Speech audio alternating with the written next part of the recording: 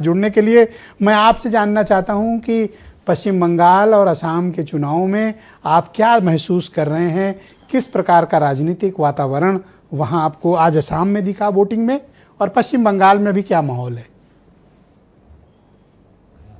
ब्रजेश जी, आवाज आ रही है? परफेक्ट आ रही सर।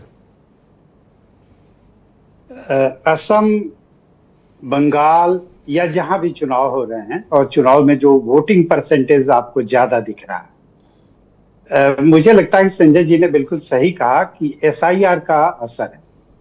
एसआईआर में बड़े पैमाने पर वैसे वोटर के नाम काटे गए जो लंबे समय से मृत थे, लेकिन उनका नाम काउंट हो रहा था, इसलिए वोटिंग परसेंट बढ़ा हुआ दिख रहा है, या दूसरी जगहों पर लोग शिफ्ट कर गए।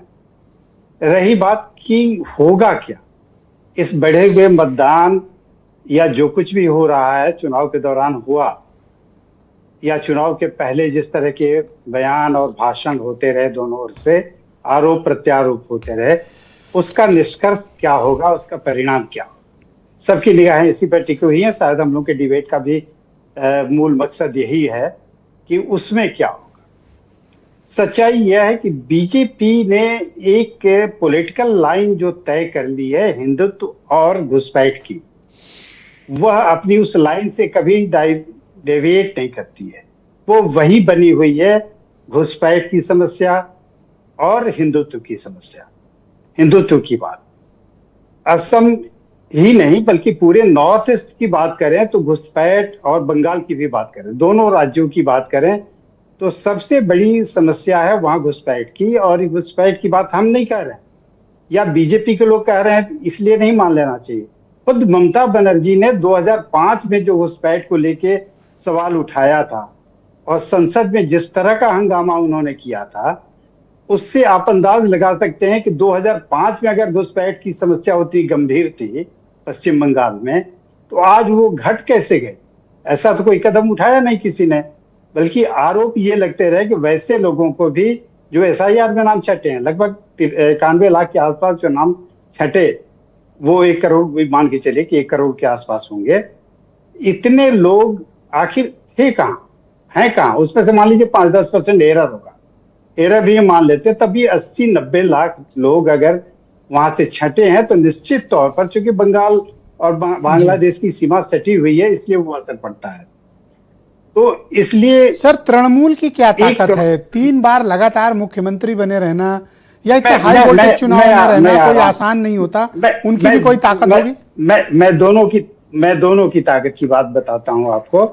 सबसे पहले मैंने ये बताया कि वोटिंग परसेंटेज जो बढ़ रहा है उसका असली कारण ये है एसआईआर। इसलिए इसमें चौंकने की हम लोगों को जरूरत नहीं है कि, और उस पर नतीजे निकालने की जरूरत नहीं है कि क्या होगा, वोटिंग परसेंट बढ़ गया तो इस बार क्या होगा, जैसा ट्रेडिशनल हम लोग कैलकुलेट करते रहे। अब वो ट्रेडिशन इस बार टूट रहा है।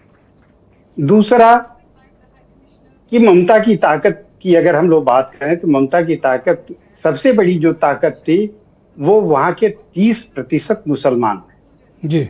30% मुसलमान जो बीजेपी के विरोध में किसी भी जीतती हुई या मजबूत पार्टी की ओर बढ़ जाते हैं।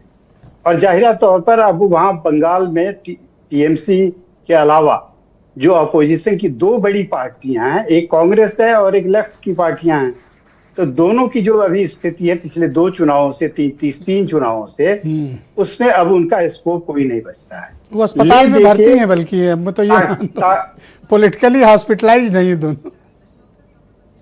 हाँ, तो ताकतवर बनके जो पार्टी उभरी, जो आपने शुरू में ही कहा कि 10% वोटों से बढ़ के जो 38-39%, पिछले चुनाव में 10% वोटों का अंतर था दोनों के बीच में। एग्जैक्टली बीजेपी और कांग्रेस के बीच में 10% का ही जीत हार का अंतर था वोटों का।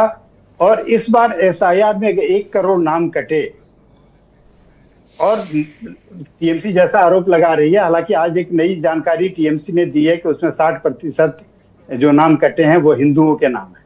पता नहीं ये कहाँ से कैलकुलेशन है, मैं नहीं जानता हूं कि इतनी जल्दी कैलकुलेशन कर लिया टीएमसी ने।